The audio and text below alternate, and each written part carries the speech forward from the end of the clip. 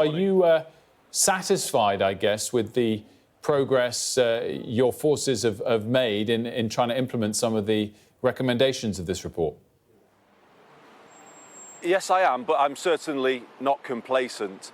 And I would want to begin by saying credit to Sky News for bringing to the fore issues that clearly needed much deeper consideration, to Dame Vera Baird as well, who conducted what was such a thorough inquiry, and mainly, of course, to the people who had the courage to come forward and share their stories. All of that has led to significant changes, particularly what I would describe as a landmark moment in terms of the safety of women in Greater Manchester, which is Greater Manchester Police ending strip searches for what are called welfare reasons, and now bringing in a presumption against strip searches for concealment. So this is very significant change, and I hope it will give confidence to women across Greater Manchester. There were two of the recommendations that you weren't able to implement or not yet. To what extent has that been due to factors outside of your control, whether that's budget or overcrowding pressures or rota problems, and something that you would like to incorporate if, say, there was just more money available? So we have implemented, or GMP have, I should say, 24 of the 26 recommendations which fell to them. And the reason why it's been difficult to do the final two is for operational reasons. So Dame Vera recommended that, for instance, there should always be a female welfare officer appointed to any woman when she's in custody, and that that officer should always answer when the woman presses the buzzer. They're saying that while they'll do that in the vast majority of cases, it's not possible to do it in every occasion just because of operational issues and staffing issues. Similarly, it's just not possible to say that there could never be a woman-only space, a cell used for a male prisoner.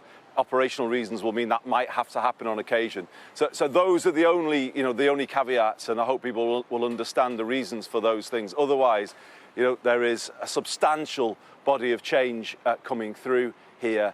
And as I say, I go back to the reasons why I commissioned this report. I was shocked, like anybody, when I saw that Sky News report. I didn't know of those situations at the time.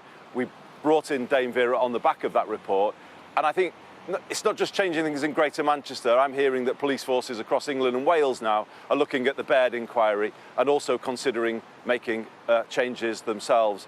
And that, as I say, should do something, I hope, to lift the confidence levels of women in police across the country. Mr. Burnham, Jason Farrell here. You know about the case of Sophie, who was featured in Yes. the Baird Inquiry, and I've told you about her, how she was arrested in the middle of the night by officers over allegations made by her partner, who was abusive to her. And Dame Vera concluded that the arrest was unlawful, and we heard from Stephen Watson, Chief Constable, saying that it was appalling treatment. And yet, a month after that, she gets a letter from the Complaints Service saying that her treatment was acceptable. Is that not just symptomatic of a complaint system that is deaf to mistakes being made by the police? Well, I was very disappointed, Jason, to hear what had happened. And clearly it says that we can't be complacent, as I said at the start of the interview. When it was brought to the Deputy Mayor's attention, she made an intervention, and it's now been acknowledged by GMP that it wasn't handled properly. The new system had not fully been bedded in all of our districts, because a case like that should have been reviewed, and it wasn't. So it points to the fact that we've got to be vigilant to make sure all of these changes are implemented right throughout GMP at every single level of the force, and we will be, and we're happy to come on Sky to account for that at any time. As I said, you did a big public service in bringing these issues and the cases that featured in the original report into the public domain. It was a very important thing, and I hope viewers will recognise that myself and the Deputy Mayor, Kate Green, we acted quickly and seriously. We believe this wasn't any other report. This needed different attention, and we have given it that attention. I think the ending of strip searches for welfare reasons in Greater Manchester is a massive moment, and it shouldn't be underestimated. And that change, I think, sends the signal right throughout the system as to how I and the Deputy Mayor consider these things, and the paramount importance of women's dignity and safety when they're in custody in Greater Manchester. It is a big moment, that, Mr. Burnham, and a lot of women will be pleased to hear that, and particularly the people involved in the Baird review. And we heard what Dame Vera described as horror stories of what had happened to certain women. When we asked Greater Manchester Police how many people have been disciplined or dismissed as a result of the Baird Inquiry, so far none.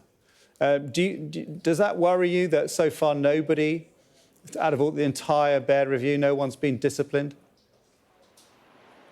Well, as we've just discussed, it's still being worked through, so the consequences of it are still being investigated.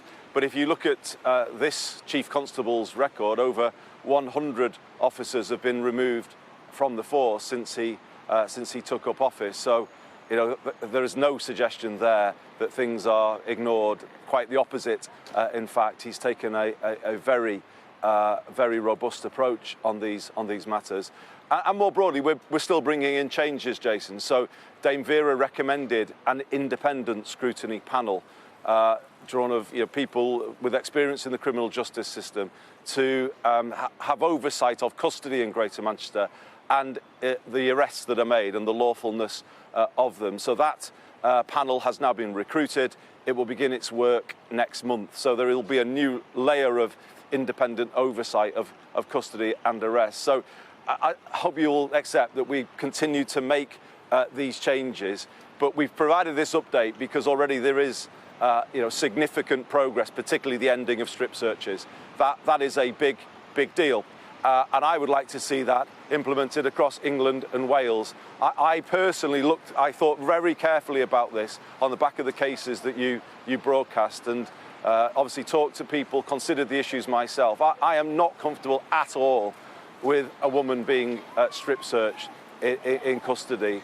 I don't think it is personally necessary, and it's why I asked Greater Manchester Police to consider only doing it in the most extreme of circumstances, where there was a concern about a concealed item, but more broadly there being a presumption against it, and ending them completely for what people call welfare reasons. So this is a big change for us. I would say it's a change should go around the country. I don't think a woman ever recovers from a strip search. It will be something that scars her for the rest of her life. She will always have cause to think back to it. I don't think it should be happened, particularly when some of the women who were strip searched shouldn't have been arrested in the first place. So we have done some real soul searching here. We've come up with some big changes, but we will never be complacent, and we will continue to monitor all of the issues that your reports raised and that Dame Vera recommended.